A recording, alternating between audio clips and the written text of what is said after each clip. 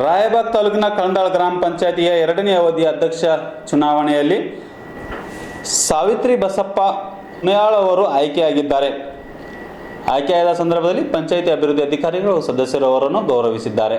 ಕಣದಾಳ ಗ್ರಾಮ ಪಂಚಾಯತಿ ಅಧ್ಯಕ್ಷ ಸ್ಥಾನ ಸಾವಿತ್ರಿ ಬಸಪ್ಪ ಹುಣ್ಯಾಳ್ ಆಯ್ಕೆಯಾಗಿದ್ದಾರೆ. ರಾಯಬಾಗ್ ತಾಲೂಕಿನ ಕಂದಾಳ ಗ್ರಾಮ ಪಂಚಾಯತಿಯು 13 ಸದಸ್ಯ ಸಂಖ್ಯಾಬಲ ಹೊಂದಿದ್ದು, ಉಳಿದ 2ನೇ ಅವಧಿ ಅಧ್ಯಕ್ಷ ಸ್ಥಾನಕ್ಕೆ ತಲಾ 2 ನಾಮಪತ್ರ ಸಲ್ಲಿಕೆಯಾಗಿದ್ದು, ಯಾವುದೇ ನಾಮಪತ್ರ ಹಿಂಪಡೆಯದ ಕಾರಣ ಚುನಾವಣಾಧಿಕಾರಿ ಲೋಕೋಪಯೋಗಿ ಇಲಾಖೆಯ ಅಧಿಕಾರಿ RB ಮನುವಡ್ಡರ್ ಸಮ್ಮುಖದಲ್ಲಿ 13 ಜನ ಸದಸ್ಯರು ಗುಪ್ತ ಮತದಾನ ಮಾಡುವ ಮೂಲಕ ಅಧ್ಯಕ್ಷರ ಆಯ್ಕೆ ಪ್ರಕ್ರಿಯೆ ನಡೆದಿದೆ.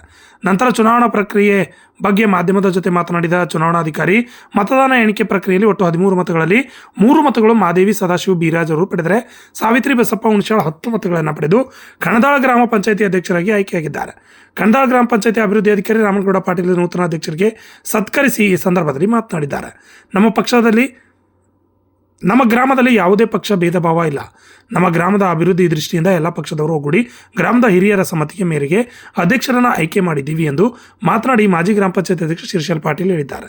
ಈ ಸಂದರ್ಭದಲ್ಲಿ ಗ್ರಾಮ ಪಂಚಾಯತ್ ಸದಸ್ಯರಾದ ಶ್ರೀಶೈಲ್ ಪಾಟೀಲ್, ಶ್ರೀಶೈಲ್ ಮಾಂಗ್, ರವೀಂದ್ರ ಚಿಂಚಳಿ, ಹನುಮವ್ವ ವಡ್ಡರ್, ಭಾರತಿ ಮಾಂಗ್, ಜಯಶ್ರೀ ತೆರದಾಳ್, ಶಿವರಾಯ್ ಬಿರಾಜ್ ಮತ್ತು ಗ್ರಾಮದ ಪ್ರಮುಖರಾದ ಗೋಪಾಲ್ ಸೂರನವರ್, ಪರಶುರಾಮ್ ಭಜಂತ್ರಿ, ಗ್ರಾಮದ ಮಹಾದೇವ್ ಮಾಂಗ್, ಹನುಮಂತ್ ಹೊಸಟ್ಟಿ, ರಾಮಕೃಷ್ಣ ದಳವಾಯಿ ಸೇರಿದಂತೆ ಅನೇಕರು ಹಾಜರಿದ್ದರು.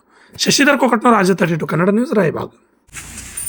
13 ವೋಟಿಂಗ್ನಲ್ಲಿ 10 ವೋಟುಗಳು ಸಾವಿತ್ರಿ ಬಸಪ್ಪ ಹುಣ್ಯಾಳ್ ಅವರು ಬಂದಿದ್ದಾವೆ. 3 ವೋಟುಗಳು ಮಹಾದೇವಿ ಸದಾಶಿವ ಬಿರಾಜ್ ಅವರಿಗೆ ಬಂದಿದೆ. ಮುಂದಿನ ಅವಧಿಗೆ ಅಧ್ಯಕ್ಷರಾಗಿ ಆಯ್ಕೆಯಾದಂತ ಸಾವಿತ್ರಿ ಬಸಪ್ಪ ಹುಣ್ಯಾಳ್ ಅವರಿಗೆ ನಮ್ಮ ಗ್ರಾಮ ಪಂಚಾಯತಿ ಪರವಾಗಿ ಶುಭಾಶಯಗಳನ್ನು ಹೇಳುತ್ತಾ ಅವರನ್ನು ಸ್ವಾಗತ ಮಾಡ್ತೀವಿ.